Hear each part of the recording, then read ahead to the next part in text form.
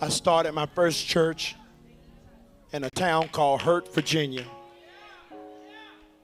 One number but a bunch of college students. And I was so excited because I knew it was what God told me to do until challenges started happening. And those challenges made me question whether I missed God. One Wednesday night I walked in for Bible study and I went to flip on the light switch and the lights didn't come on. And when the people walked in the room, I said, don't nobody touch the lights. I said, we just going to have prayer tonight. It's going to be a prayer vigil. And we started praying.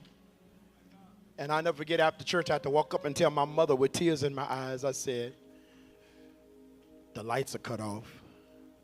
And I remember feeling so much like a failure, and everything anybody ever told me negative came back to me in that moment. And I started to say, evidently, it's true what they said. God didn't call me. We kept going, and probably the announcement is the reason why I kept doing it.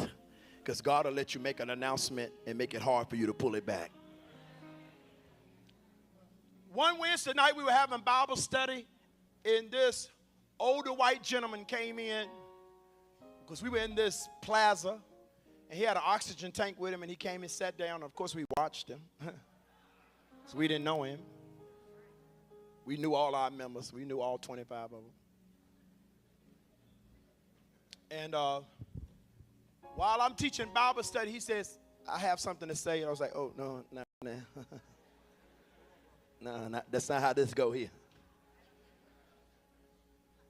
Went on through the Bible study, and at the end of Bible study, I said, hey, brother, you had something you want to say? He said, yes, I'm from Florida. And the Lord told me to drive up here. My name is Bob Hurt. And the Lord told me to come to Hurt, Virginia, and give you a message. I said, uh-oh.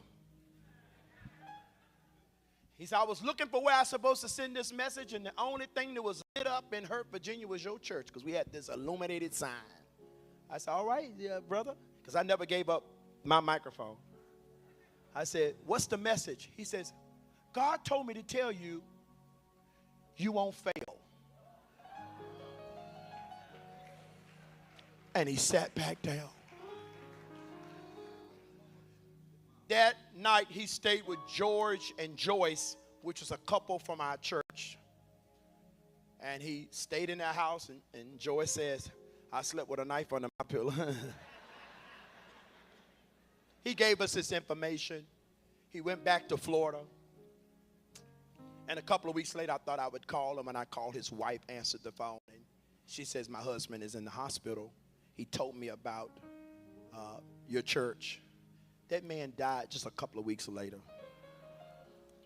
That was 19 years ago, and it's still speaking to me.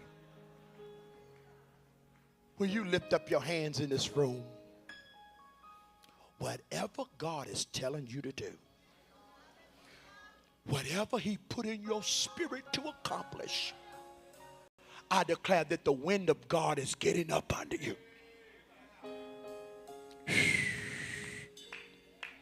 And sometimes favor will look like failure.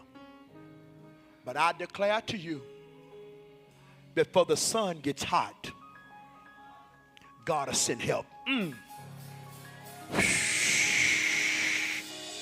talking about you that everybody else leans on. Slip your hands up in the atmosphere, because God has given you everything you need. I'm not going to tell you what to say, but for 15 seconds, fill this room with words of adoration.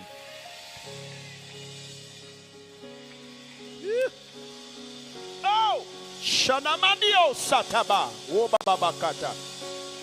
There are giants over there, but you are well able. There are giants over there, but you are well able.